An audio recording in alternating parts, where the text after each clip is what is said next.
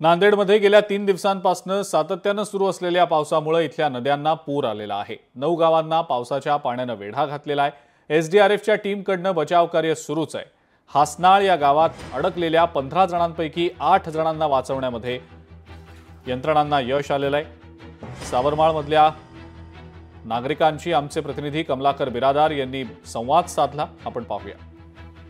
नांदेड जिल्ह्यात मागील 3 दिवसापासून पावसाने हाहाकार माजवलेला आहे। नदी नाल्यांना पूर आलेला आहे। नांदेड जिल्हाभर पूरजन्य परिस्थिती आहे। अनेक गावांचा संपर्क तुटलेला आहे। आपण आहोत हासनाळ या गावामध्ये। आता आपण जर पाहिलं तर हे लेंडी प्रकल्पाच्या बॅकवॉटरमध्ये हे हासनाळ गाव पूर्णतः बुडालेलं आहे। या ठिकाणी जर बघितलं तर आपल्यासोबत गावातले काही नागरिक आहेत। दादा काय सांगाल, काय परिस्थिती होती, केव्हापासून पाऊस सुरू झाला होता? रात्री 10-11 पासून चालू झाला पाऊस। आम्हाला बाहेरच येऊ दिलं नाही। आमचे 2 बैल गेले, म्हशी गेले। आम्हाला शासन भाड्यानं तहसीलदाराकडे गेल्या, कलेक्टरकडे गेल्या। आम्हाला त्यांना प्लॉटिंग दिलं नाही म्हणून आम्ही तिथे राहिल्या तर या तिडक्या भाड्यानं तर आम्हाला विशेष बोलला नाही।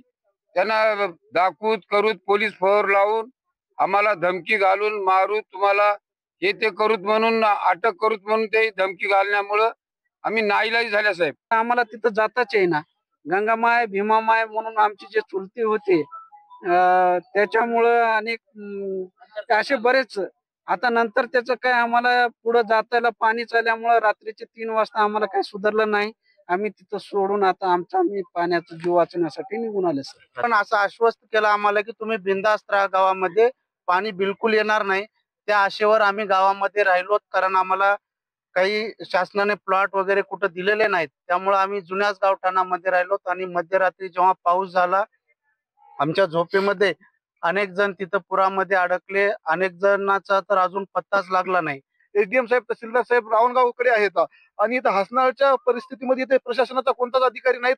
7 ते 8 लोक आम्ही सकाळी आलतो। एक महिला घराच्या पत्रावरून आवाज देत होती की मला वाचवा, पण त्या पाण्याचा वडा वाढल्यामुळे ते भिंत कोसळली आणि महिला मध्ये पडली पाण्यामध्ये। हे आम्ही डोळ्यात देखत पाहिलो, पण इथे मदत कुठली पोहोचलेली नाही। जीव रक्षक दलाचे लोक आले होते, त्यांनी जाऊन आले, पण मदत करताना पत्र लागत होते। जे घराचे जे पत्र आहेत ते पत्र लागत असल्यामुळे मदत अपुरी पडलेली आहे। लवकरात लवकर या सर्वांना मदत मिळावी। एसडीआरएफ टीमने इकडे पण यावं, आमच्या लोकांना शोधावं असा टाहो या सर्व गावकऱ्यांनी या ठिकाणी आपल्या समोर मांडलाय। कमलाकर बिरादार, लोकशाही मराठी, हासनाळ, नांदेड। लोकशाही मराठी ऐका, पहा, जागरूक रहा।